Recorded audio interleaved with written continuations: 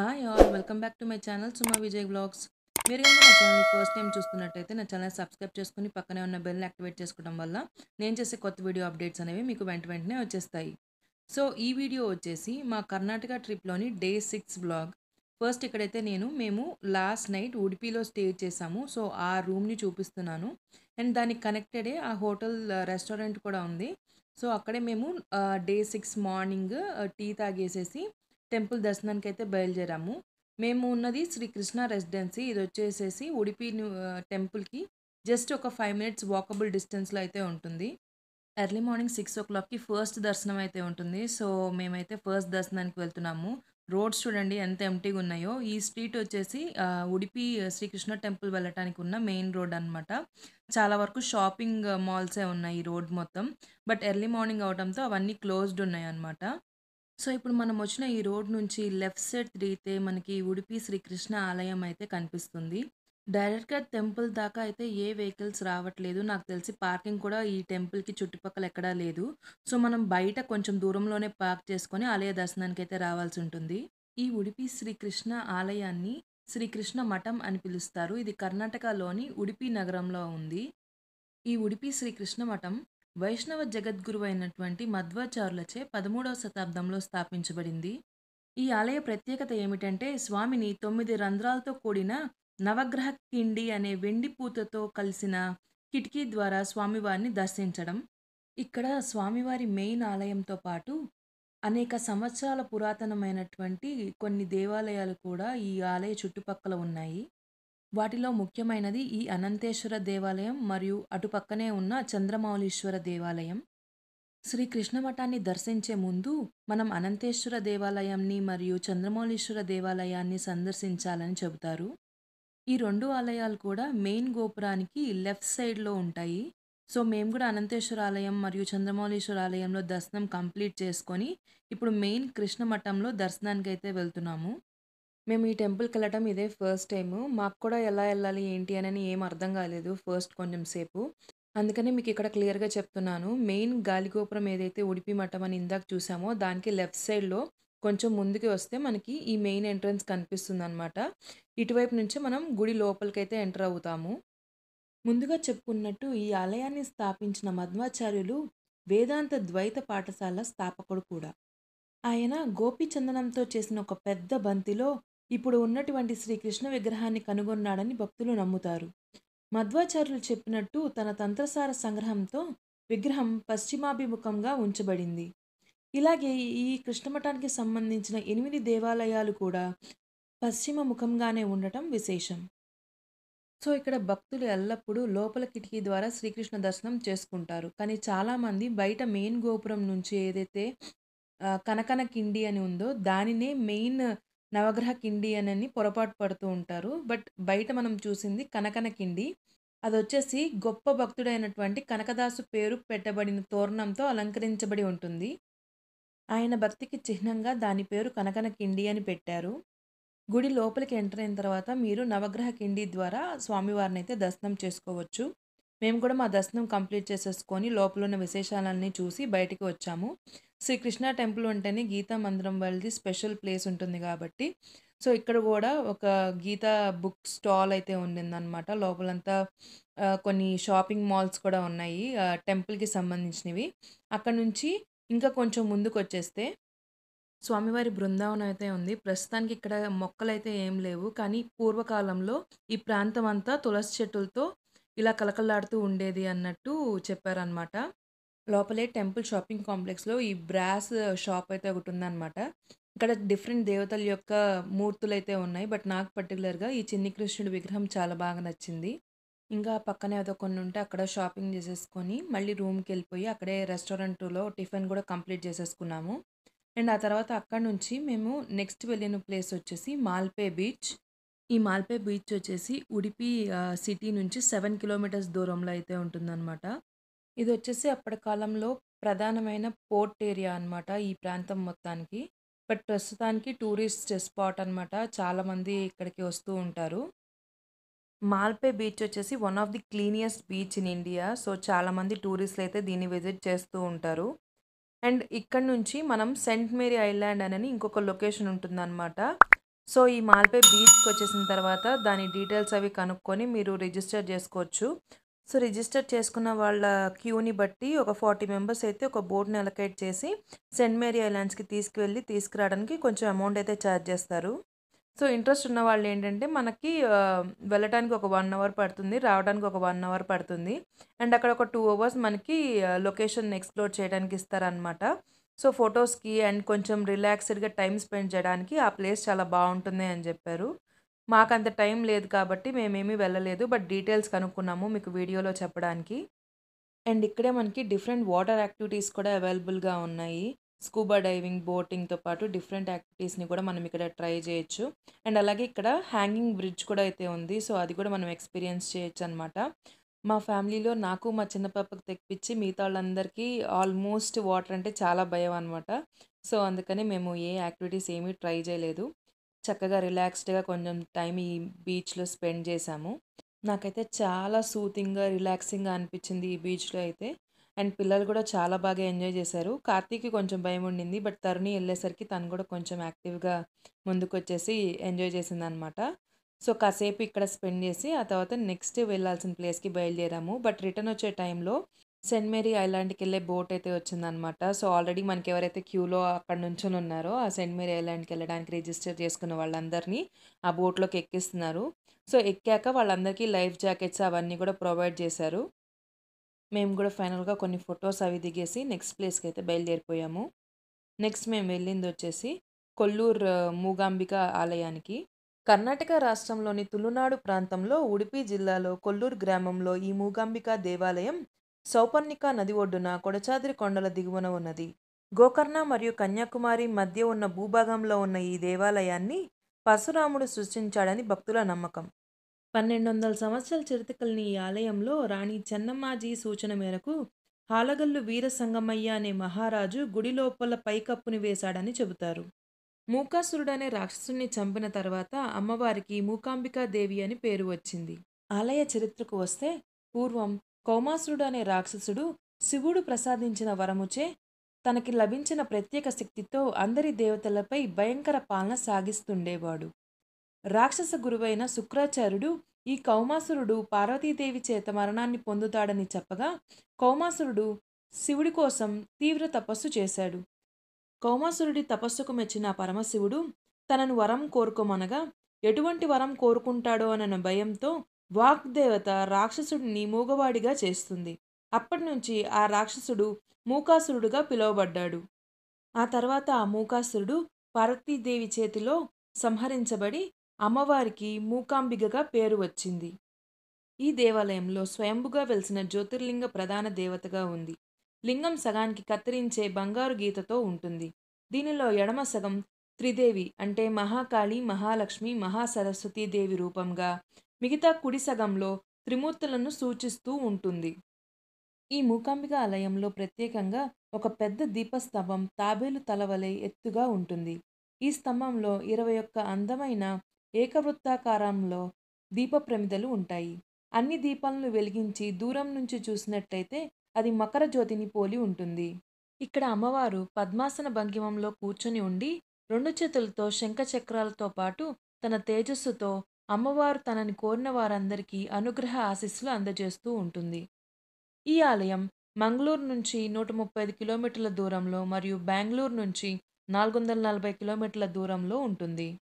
ఈ దేవాలయం కర్ణాటకలో ఉన్నప్పటికీ కేరళ నుంచి ఎక్కువ మంది భక్తులు వస్తుంటారు. కులమత భేదం లేకుండా మలయాళీలు సందర్శించే అత్యంత ప్రసిద్ధ పుణ్యక్షేత్రాల్లో ఈ కొల్లూరు మూకాంబిక ఆలయం కూడా ఒకటి. ఉడిపి మాల్పే బీచ్లో 9కి స్టార్ట్ అయిన మేము ఈ ఆలయాన్ని రీచ్ అయ్యేసరికి అరౌండ్ 12:30 అయ్యింది. దర్శనం అయితే కంప్లీట్ చేసుకున్నాము. ఇక్కడే అమ్మవారి అన్నప్రసాదశాలలో భోజనం అయితే పెడుతున్నారనమాట. అన్నదాన కార్యక్రమం జరుగుతుంది. సో, మేము కూడా దానిలో పాల్గొనటానికి వెళ్తున్నాము. ఎప్పుడైనా మనం టెంపుల్స్‌కెళ్ళినప్పుడు బయట కొనుక్కొని తినే కన్నా అమ్మవారి ప్రసాదం లేదా స్వామివారి ప్రసాదం దొరికితే మనంత అదృష్టవంతులు ఉండరు కదా! సో, మాకు ఇవాళ ఈ టెంపుల్‌లో అన్నదాన కార్యక్రమంలో భోజనం చేసే అవకాశం అయితే వచ్చింది. సో, భోజనం కంప్లీట్ చేసుకొని అక్కడి నుంచి మేము నెక్స్ట్ వెళ్ళిన ప్లేస్ వచ్చేసి మురుడేశ్వర్ అనమాట. కొల్లూరు మూగాంబిక ఆలయం నుంచి మురుడేశ్వర్ టెంపుల్‌కి ఒక 1 అవర్ జర్నీ అయితే పడుతుంది. సో, మేమక్కడ 2కి స్టార్ట్ అయ్యాము. ఇక్కడికొచ్చేసరికి అరౌండ్ 3:30 అయింది. మేము చిన్నగా ఆపుకుంటూ కూడా వచ్చాము. బట్ టెంపుల్ వచ్చేసి మనకి 4:00కే ఓపెన్ చేస్తారు. సో, ఒక హాఫ్ అన్ అవర్ వెయిటింగ్ ఉండిందనమాట. మేము కూడా కొంచెం రిలాక్స్ అయ్యాము. ఈ మురుడేశ్వర్‌లో చూడాల్సిన చాలా టెంపుల్స్ అండ్ ప్లేసెస్ ఉంటాయన్నమాట. సో, నేను ఒక్కొక్క దాన్ని మీకు ఎక్స్‌ప్లెయిన్ చేస్తాను. సో, ఫస్ట్ వచ్చేసి ఈ 18 ఫ్లోర్స్ గోపురం ఏదైతే ఉందో దానికి టాప్‌కెళ్ళి మనము చుట్టుపక్కల ఉన్న వ్యూని ఎక్స్‌ప్లోర్ చేయొచ్చు. దానికి టికెట్ తీసుకోవాలన్నమాట. సో, అక్కడ ఎక్కువ రష్ ఉంటుంది. ఎందుకంటే లిఫ్ట్స్‌లో లిమిటెడ్ మెంబర్సే పడతారు కాబట్టి ఫస్ట్ మేము పైకెళ్ళి టాప్ వ్యూ చూసుకొని ఆ తర్వాత కిందకొచ్చి మిగతా టెంపుల్స్ కవర్ చేద్దాం అనుకున్నాము. సో, కరెక్ట్‌గా 4కి అది ఓపెన్ చేయగానే మేము క్యూ లైన్‌లోకి వెళ్ళిపోయి టికెట్స్ తీసుకొని పైకెళ్ళామనమాట. అండ్ పైన చాలా చాలా చాలా బ్రెత్ టేకింగ్ వ్యూస్ అయితే కనిపిస్తాయి మనకి. ఒక సైడ్ వచ్చేసి మెయిన్ శివ స్టాట్యూ ఏదైతే ఉందో ఆ టెంపుల్ వ్యూ అయితే కనిపిస్తుంది. అండ్ ఇంకొక సైడ్ వచ్చేసి మనకి ఫుల్ ఓషన్ వ్యూ అయితే కనిపిస్తుంది. అండ్ ఆ పక్కనే మీకు మెయిన్ మురుడేశ్వర్ టెంపుల్‌ని కూడా చూడొచ్చు. అండ్ ఇంకొక సైడ్ వచ్చేసి సిటీ వ్యూ కనిపిస్తుందనమాట. సిటీ వ్యూ సైడ్ కూడా చాలా బావుంటుంది ఈ లొకేషన్ అంతా గూడా. 3 వైపులా అరేబియా సముద్రం కలిగిన ఈ మురుడేశ్వర ఆలయం కందుక పర్వతం మీద ఉంది. ఈ ఆలయ గాలి గోపురానికి 20 అంతస్తులు ఉంటాయి. ఇదే ఇండియాలో ఉన్న అత్యంత ఎత్తైన గోపురంగా భావిస్తారు. అలాగే ఇక్కడున్న శివుని విగ్రహం కూడా చాలా దూరం నుంచి కనిపించడమే కాకుండా ప్రపంచంలో ఉన్న అతిపెద్ద శివుని విగ్రహంగా గుర్తించబడింది. సో, ఫస్ట్ ఆ గోపురానికి లిఫ్ట్‌లో వెళ్ళి మొత్తం వ్యూని కవర్ చేసుకొని కిందకొచ్చేసిన తర్వాత లెఫ్ట్ సైడ్‌లో మనకి మెయిన్ మురుడేశ్వర ఆలయం అయితే ఉంటుంది. సో, రష్ ఏం లేదు మేమెళ్ళినప్పుడు. సో, మేము డైరెక్ట్‌గా దర్శనానికైతే వెళ్ళిపోయాము. టికెట్స్ కూడా ఏం అవసరం పడలేదనమాట. ఈ ఆలయం కూడా చాలా యూనిక్‌గా గోల్డ్ కలర్ గోపురాలతో భలే డిఫరెంట్‌గా అనిపిచ్చింది. అండ్ ఏ గుడిలోకి వెళ్ళినా కూడా ఎటు సైడ్ చూసినా మనకు ఆ సముద్రం వ్యూ అయితే మనసుల్ని కట్టివేస్తుంది. అండ్ మెయిన్ ఆలయం లోపలంతా గోల్డ్ తొడుగుతో ఉండిందనమాట. అండ్ బయట గోపురాలొచ్చేసి గోల్డ్ పెయింట్‌తో చాలా ఆకర్షణీయంగా మనకి కనిపిస్తాయి. సో, ఈ గుడి దర్శనం గూడా కంప్లీట్ చేసుకున్న తర్వాత మనకి మెయిన్ శివ స్టాట్యూ ఎక్కడైతే ఉంటుందో అక్కడ ఇంకొక ఆలయం ఉంటుందనమాట. సో, అక్కడికైతే వెళ్ళాము. అది చిన్న కొండ మీద ఉంటుంది. ఆ కొండ ఎక్కి అక్కడ కార్ పార్క్ చేసేసుకొని ఒక 20-30 మెట్లయితే ఉంటాయి. అవి ఎక్కేసి పైకి వెళ్తే మనం మెయిన్ ఆలయాన్ని చేరుకోవచ్చు. ఆ స్టాట్యూ దగ్గరున్నది. అక్కడే మనకి పెద్ద నంది విగ్రహం కనపడుతుంది. అలాగే ఈ ఆలయ గోపురం వ్యూ కూడా చాలా బాగా కనపడుతుందనమాట. అండ్ రావణాసురుడి ఏదైతే చరిత్ర ఉందో అది ఇప్పుడు నేను మీకు చెప్తాను ఇక్కడ జరిగింది. సో, ఈ ఆలయం హిస్టరీ వచ్చేసి త్రేతాయుగం నాటిది. దానికి కూడా ఈ ఆలయంలో ప్రత్యేకంగా బొమ్మల రూపంలో దాన్ని ఒక మ్యూజియం లాగా ఏర్పాటు చేశారు. దాన్ని భూకైలాస్ కేవ్ అని పిలుస్తారనమాట. కరెక్ట్‌గా ఈ శివుడి విగ్రహం ఏదైతే ఉందో దాని కిందే మనకి ఆ భూకైలాస్ కేవ్ అయితే ఉంటుంది. దాని లోపల ఈ స్టోరీ అంతా మనం చూడొచ్చు. ఇక స్టోరీలోకొచ్చేస్తే రావణాసురుడు శివుడి గురించి అకుంఠిత తపస్సు చేసి ఆ పరమశివుడిని మెప్పించి తన ఆత్మలింగాన్ని భూలోకానికి తెస్తాడు.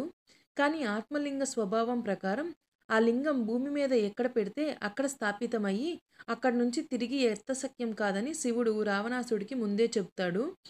రావణాసురుడు ఆ ఆత్మలింగాన్ని లంకలో ప్రతిష్ఠిస్తే ప్రతికూల చర్యలు జరుగుతాయని భావించి దేవతలందరూ కలిసి విష్ణువుని వేడుకొనగా విష్ణువు తన మాయతో సూర్యాస్తమయం అయ్యేలా చేస్తాడు. అప్పుడు రావణుడు సూర్యాస్తమయం అయ్యిందని భావించి సంధ్యావందనంకి సంసిద్ధుడవుతాడు. ఆ విషయం తెలుసుకున్న నారదుడు వినాయకుడి దగ్గరికి వెళ్ళి ఆ ఆత్మలింగం తీసుకుని భూమి మీద పెట్టమని చెబుతాడు. అదే సమయానికి వినాయకుడు ఒక బ్రాహ్మణ బాలుడి రూపంలో రావణాసురుడి వద్దకు వెళ్తాడు.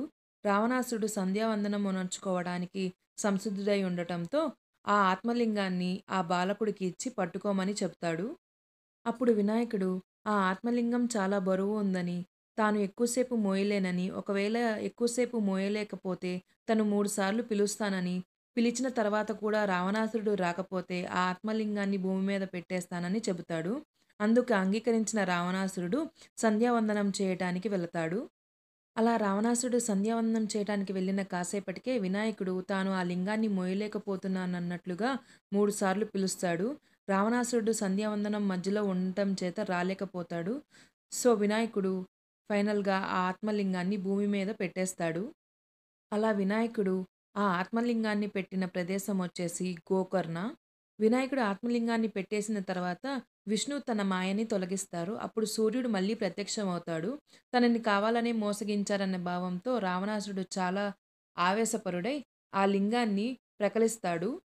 అలా ఆ ఆత్మలింగ కవచాన్ని విచ్ఛిన్నం చేసి విసిరేస్తే అది గోకర్ణకి 23 కిలోమీటర్ల దూరంలో ఉన్న సజ్జేశ్వర అనే ప్రదేశంలో పడింది. అలాగే లింగంపై ఉన్న మూతని తొలగించి విసిరివేస్తే అది గోకర్ణకి 27 కిలోమీటర్ల దూరంలో ఉన్న గుణేశ్వరాలో పడింది. అలాగే లింగంపై ఉన్న వస్త్రాన్ని విసిరివేస్తే అది కందుక పర్వతంపై ఉన్న మురుడేశ్వరాలో పడింది. సో, ఇలా ఆలయ విశేషాలు తెలుస్తూ ఈ ఆలయాలు కూడా కవర్ చేసేసాము. నెక్స్ట్ ఇక్కడ నుంచి కాసేపు మురుడేశ్వర్ బీచ్‌లో కూడా ఎంజాయ్ చేద్దామని జెప్పేసి పిల్లల్ని తీసుకొని వెళ్ళామనమాట. మా చిన్న పాప అయితే నీళ్లు, బీచెస్ చూస్తే అస్సలాగదనమాట. మార్నింగ్ మాల్‌పేలో నేను పట్టుకొనున్నాను జాగ్రత్తగా. ఇక్కడ మురుడేశ్వర్ బీచ్‌లో వాళ్ళ డ్యాడీకి అప్పజెప్పేసాననమాట. సో, వాళ్ళిద్దరూ నీళ్ళకి కొంచెం లోపలికెళ్ళి ఎంజాయ్ జేస్తున్నారు. మేమైతే ఒడ్డునే ఉండి చూస్తున్నాము. అండ్ కొంచెం సేపటి తర్వాత బయటకొచ్చిన తర్వాత నేను గూడా వాళ్ళని ఆడిపిస్తూ అక్కడ చిన్న చిన్న స్నేయిల్స్ అవి ఉంటే చూపిస్తున్నాననమాట. అండ్ గవ్వలు గూడా కొన్ని కొట్టుకొనొస్తూ ఉన్నాయి. సో, అవన్నీ వేరుకుంటూ కాసేపు ఇక్కడ టైమ్ స్పెండ్ చేశాము. టైమొచ్చేసి అరౌండ్ 5:00 అలా అయ్యింది. సో, నెక్స్ట్ మేము వెళ్ళబోయే ప్లేస్‌కి జర్నీ కూడా 1 అవర్ టైమే ఉండటంతో మాకు కొంచెం టైం ఎక్కువే ఇక్కడ మేము స్పెండ్ చేయడానికి ఉండిందనమాట. అందుకని కొంచెం లేట్ అయినా పర్వాలేదని జెప్పేసి పిల్లలు కావాలంత సేపు అక్కడున్నాము. అండ్ మా జున్ను చూడండి ఇక్కడ ఒక రీల్ చూసిందంట శాండ్ మీద నేమ్స్ రాయటం. సో, స్టార్ట్ చేసి అవన్నీ రాస్తుంది. అట్లానే అక్కడెక్కడి నుంచో చిన్న చిన్న పువ్వులు గూడా తీసుకొచ్చింది దాన్ని డెకరేట్ చేయటానికి. సో, తనని చూసి నేను గూడా ఇన్‌స్పైర్ అయ్యి, ఇంక నేను గూడా స్టార్ట్ చేశాననమాట. అక్కడొక గవ్వ ఉంటే, ఆ గవ్వ తీసుకొని నాది, మా హస్బెండ్‌ది పేరు రాసేసి జస్ట్ లవ్ సింబల్ వేశాను. ఇదొక మెమరీలాగా సేవ్ చేసుకుందాము అని జెప్పేసి. సో, ఫోటోస్ అవి తీసుకున్నాము కొన్ని. నాకైతే అస్సలు ఇలా చేయాలని ప్లానే లేదనమాట. కేవలం జున్ను వల్లే మేము ఇన్‌స్పైర్ అయ్యాము. అండ్ చాలా బాగా అనిపిచ్చింది. నిజంగానే ఒక మెమరీలాగా మిగిలిపోతుంది మాకిది. అండ్ ఫైనల్‌గా మొత్తం అంతా ఎక్స్‌ట్రా శాండ్ గూడా క్లీన్ జేసేసి ఫైనల్‌గా ఇలాగైతే నేను రెడీ జేశాను. టైం అయితే చాలా హ్యాపీగా గడిచిపోయింది బీచ్‌లో ఉన్నంత సేపు. అండ్ ఫైనల్‌గా ఇక్కడ నుంచి మేము 6:30 మధ్యలో బయలుదేరిపోయాము. నెక్స్ట్ మేము వెళ్ళబోతున్న ప్లేస్ వచ్చేసి గోకర్ణ అనమాట. సో, ఇవాళ నైట్‌కి మేము అక్కడే స్టే చేయబోతున్నాము. సో, మేము కొంచెం ఎర్లీగా ఎళ్ళటంతో మేము ఇవాళే దర్శనం గూడా కంప్లీట్ చేసేసుకొని, ఈ ప్లేస్‌లోనే స్టే చేసేస్తాము. నెక్స్ట్ డే ఆ నెక్స్ట్ ప్లేసెస్ అన్నీ విజిట్ చేస్తామనమాట. గోకర్ణ గురించి నేను ఆల్రెడీ ఎర్లియర్ ముందు స్టోరీ చెప్పాను గదా! శివుడి ఆత్మలింగం పడిన ప్రదేశం అనమాట. సో, ఇక్కడ మనము మన చేతులతోనే ఆత్మలింగాన్ని టచ్ చేయొచ్చు. సో, మేము గోకర్ణ రీచ్ అయ్యేసరికి అరౌండ్ 7, 7:30 అయిపోయింది. సో, డైరెక్ట్‌గా ఫస్ట్ వెళ్ళిపోయి స్వామి దర్శనం అయితే చేసేసుకున్నామనమాట. నేను, మా హస్బెండ్ సెకండ్ టైమ్ గూడా దర్శనం జేసుకున్నాము. ఫస్ట్ టైమ్ అయిపోయిన తర్వాత. సో, డెఫినెట్‌గా స్వామివారి ఆత్మలింగాన్ని పట్టుకున్న తర్వాత బాడీ మొత్తం ఒక షివరింగ్ లాగా ఒక డిఫరెంట్ ఫీలింగ్ అయితే కలిగింది. అండ్ చాలా అద్భుతంగా అనిపించిందనమాట. అండ్ అందుకని మేము వెంటనే రెండోసారి గూడా వెళ్ళిపోయాము. సో, ఇప్పుడు మీరిక్కడ వీడియోలో చూస్తుందొచ్చేసి స్వామివారి మెయిన్ ఎంట్రన్స్ అనమాట. ఈ ఆర్చ్ లోపలే మనకి మెయిన్ టెంపుల్ ఉంటుంది. సో, ఇక్కడ నుంచి నేను జూమ్ చేసి కొంచెం చూపించడానికి ట్రై చేశాను. అన్నీ మనకి దీపాలతో ఉంటుందనమాట. ఆ లోపల మనకి కిందొచ్చేసి ఆత్మలింగం ఉంటుంది. మనం కొంచెం బెండ్ అయ్యి ఆత్మలింగాన్ని పట్టుకోవాల్సి ఉంటుంది. కింద భూమి లోపలికుంటుంది. అండ్ పైనొచ్చేసి ఒక చిన్న శివలింగం తర్వాత ఏర్పాటు చేసిందనుకుంటా. సో, అది గూడా ఉంటుంది. సో, పూజలు అవన్నీ చేస్తారు. అండ్ కింద భూమి లోపల ఉన్న ఆత్మలింగాన్ని మనల్ని టచ్ చేయటానికి వాళ్ళు మనకి హెల్ప్ చేస్తారనమాట. అండ్ అక్కడి నుంచి స్వామివారి టెంపుల్ వెనకాలే మనకి అమ్మవారి టెంపుల్ ఉంటుంది. ఇక్కడ అమ్మవారి పేరొచ్చేసి తామ్రగౌరి. ఈ అమ్మవారు కూడా చాలా ఫేమస్, చాలా ప్రత్యేకం అని చెప్పారు. అండ్ మేము అక్కడ అమ్మవారి దర్శనం చేసుకొని రిటర్న్ వచ్చేసరికి టెంపుల్ క్లోజింగ్ టైమ్ అయిపోయి లాక్స్ చేసేసారనమాట. సో, మేమిక్కడికొచ్చిన తర్వాత ఇంకొక టెన్షన్ పడిందేంటంటే, మాకు అకామిడేషన్ దొరకలేదు. సో, ఆన్‌లైన్‌లో చూసినవన్నీ కూడా అంత క్లీన్‌గా, ఎఫెక్టివ్ రివ్యూస్ లేవనమాట. సో, డైరెక్ట్‌గా గుడి బయటకొచ్చేసి లోకల్ వాళ్ళని అడిగి 2, 3 చూసుకొని మేము ఒక హోటల్‌ని బుక్ చేసుకున్నాము. అక్కడే రెస్టారెంట్ కూడా ఉండిందనమాట. ఇంకా నైట్ డిన్నర్ కూడా ఆ రెస్టారెంట్‌లోనే చేసేసాము. గుడి నుంచి ఆ రూమ్‌కి రిటర్న్ అయ్యేటప్పుడు మధ్యలో నేను చెప్పాను గదా! షాపింగ్ అవి ఎక్కువున్నాయనని. So, dry fruits, nuts and biryani దినుసులు, అలాగే సాంబ్రాణి ఇవన్నీ చాలా ఎక్కువ మోతాదులో వాళ్ళు అమ్ముతున్నారు. అండ్ రీజనబుల్ ప్రైజెసే చెప్పారు. రీజనబుల్ ప్రైజెస్ కాకపోయినా క్వాలిటీ చాలా బాగుంది కంపేర్ చేస్తే మన లోకల్‌లో దొరికే వాటికన్నా. సో, మేము గూడా కొన్ని డ్రై ఫ్రూట్స్ అండ్ బిర్యానీ దినుసులు అవన్నీ తీసేసుకున్నాము. అండ్ ఫైనల్‌గా రూమ్‌కి రిటర్న్ అయిపోయామనమాట. సో, ఇదండి మా డే 6 కర్ణాటక ట్రిప్‌లోని వీడియో. ఈ వీడియో కనుక మీకు నచ్చినట్టయితే please like, share and subscribe. Day 7 వీడియోతో మళ్ళీ కలుద్దాం. Until then this is Suma Vijay signing off. Bye.